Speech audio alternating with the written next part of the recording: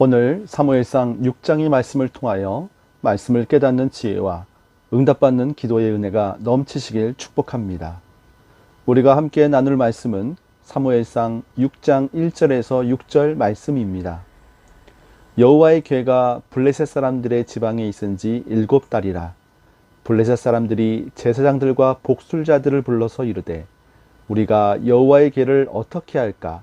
그것을 어떻게 그 있던 곳으로 보낼 것인지 우리에게 가르치라.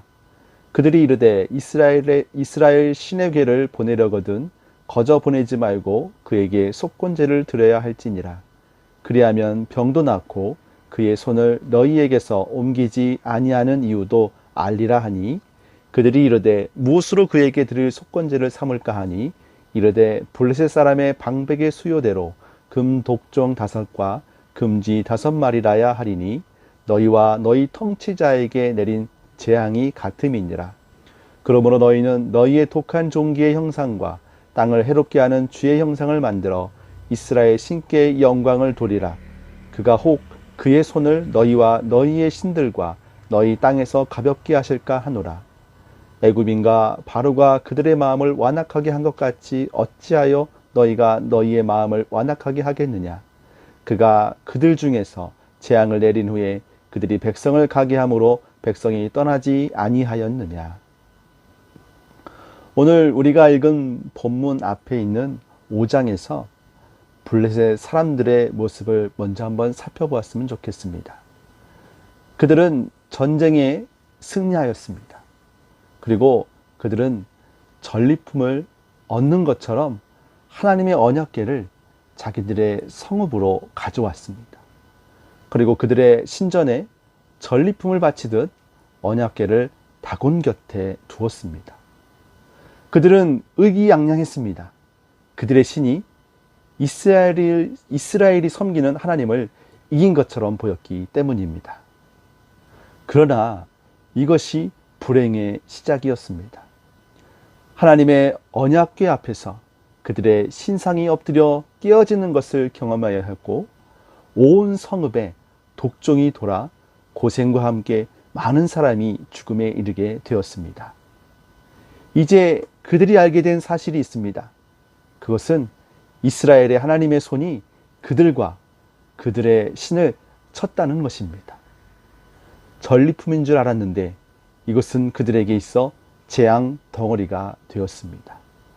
그래서 블레셋은 하나님의 언약궤를 이스라엘로 돌려보낼 것을 결정했습니다. 그런데 여호와의 법궤를 돌려보는데 그 기간이 무려 7달이나 걸렸습니다.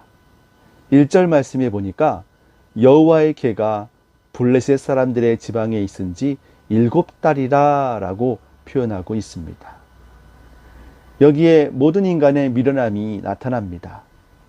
재앙을 보면서도, 망하는 것을 알면서도 머뭇거리는 모습입니다. 하나님께서 모든 죄인들에게 하나님께로 돌아올 것을 말씀하시고 사인을 보내시는데도 하나님의 음성을 듣지 않습니다.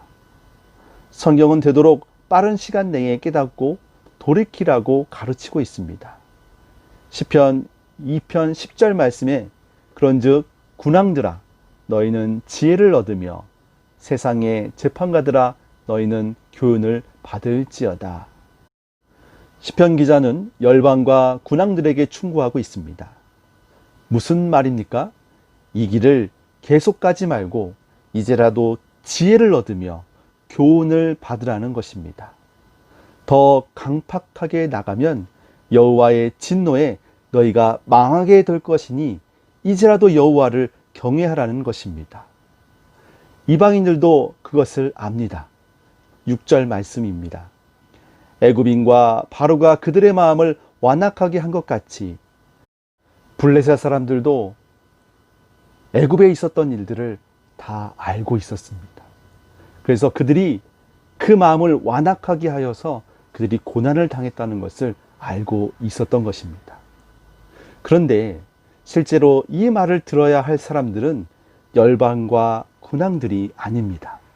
바로 이스라엘 백성들이 들어야 할 이야기입니다.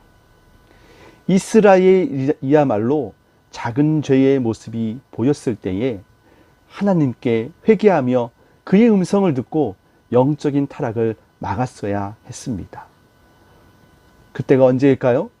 이스라엘이 블레셋과의 전투에서 첫 번째 패배했을 때입니다.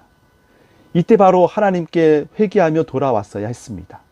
그런데 이스라엘은 하나님께로 돌아오지 않았습니다. 이것이 여호와의 말씀이 희귀하며 이상이 흔히 보이지 않았던 시대를 맞이하게 된 이유일 것입니다. 우리에게 일반적으로 사울 왕은 악한 왕이고 다윗 왕은 선한 왕으로 통합니다.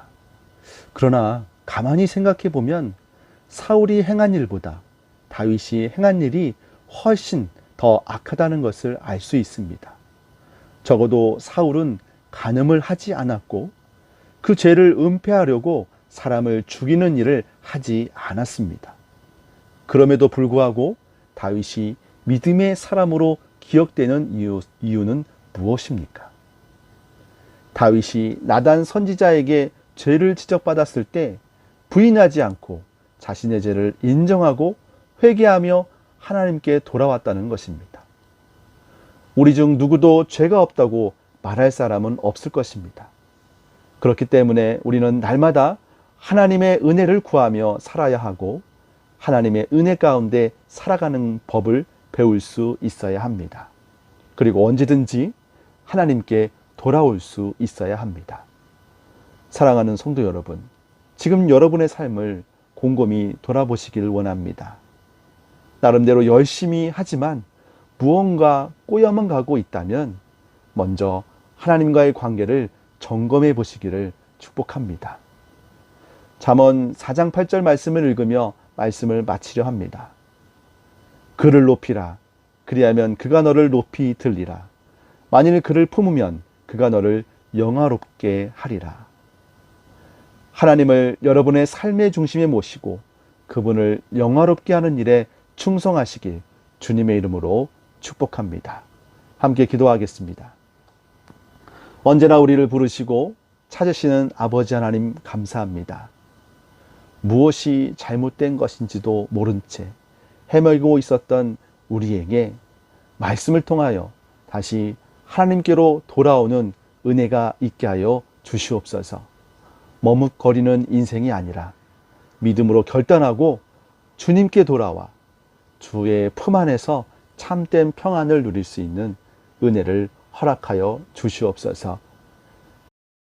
예수 그리스도의 은혜와 하나님의 크신 사랑하심과 성령 하나님의 깨닫게 하심이 완악한 마음을 회개하고 주 앞으로 돌아와 참 평안을 구하는 믿음의 성도 위에 영원토록 함께 하시기를 축원합나이다.